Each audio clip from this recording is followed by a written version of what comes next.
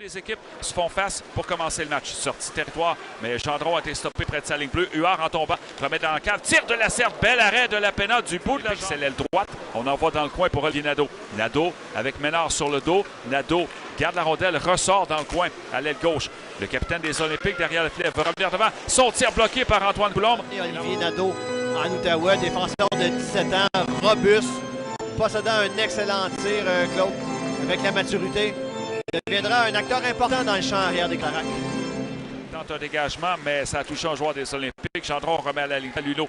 Luneau s'en va vers le centre. À gauche, c'est pour Kidney. S'avance près du but. Nadeau la passe avant le tir bloqué par Coulombe. Bel arrêt. Et là, c'est le but. La rondelle. Le son à retenir. Se tenir loin du cachot. Ouais.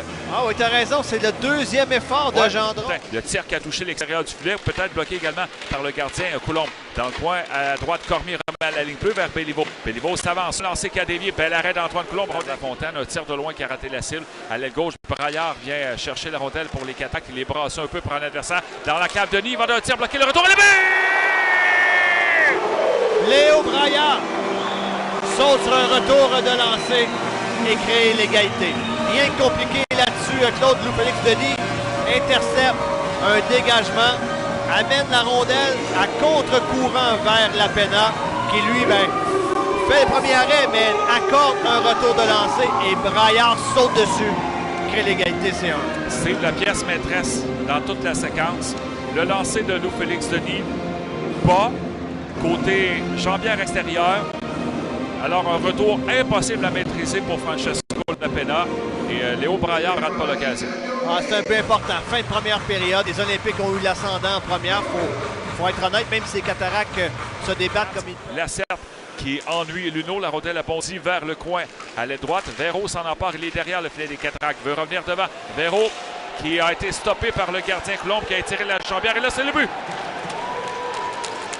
Ouais, écoute... Dominique Tessier dit qu'il a bu. Daniel Renaud est en furie. Pourquoi? Parce que la rondelle était sur la jambière d'Antoine Coulombe, mais on a poussé cette rondelle 2, 3, 4 fois, Claude.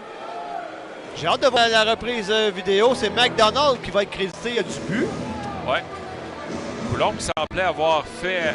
il avait fait l'arrêt, mais est-ce que la rondelle était prisonnière sous sa jambière? Ça reste à voir, mais ça survient avec 3 minutes 14 écoulées en deuxième période. À la reprise, on ne voit pas la rondelle.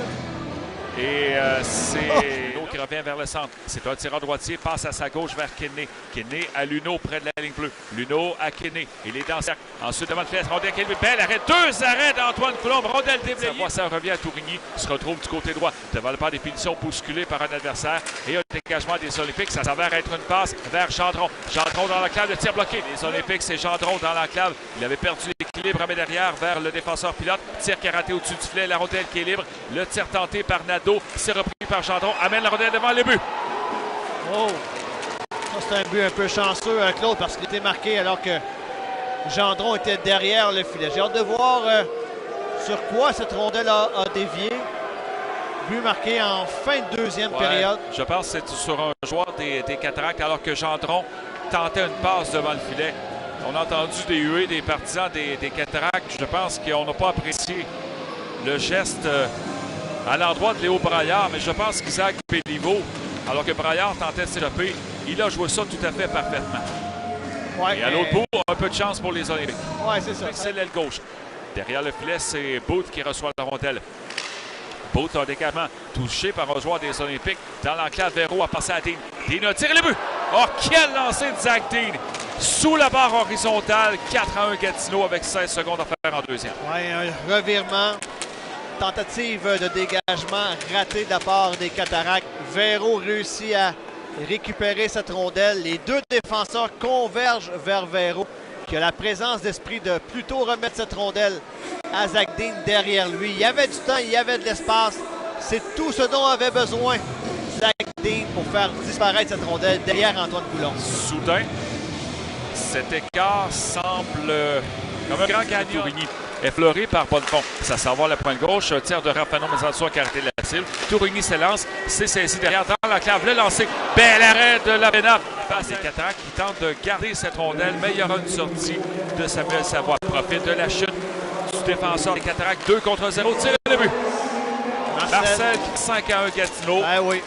Et c'est un 4 minutes d'avantage numérique pour les Cataractes, sauf que là, on vient presque de fermer les livres du côté des Olympiques. Ben, c'est une malchance. Tourigny a perdu pied en reculant. Ça l'a donné un 2 contre 0. Savoie à Marcel.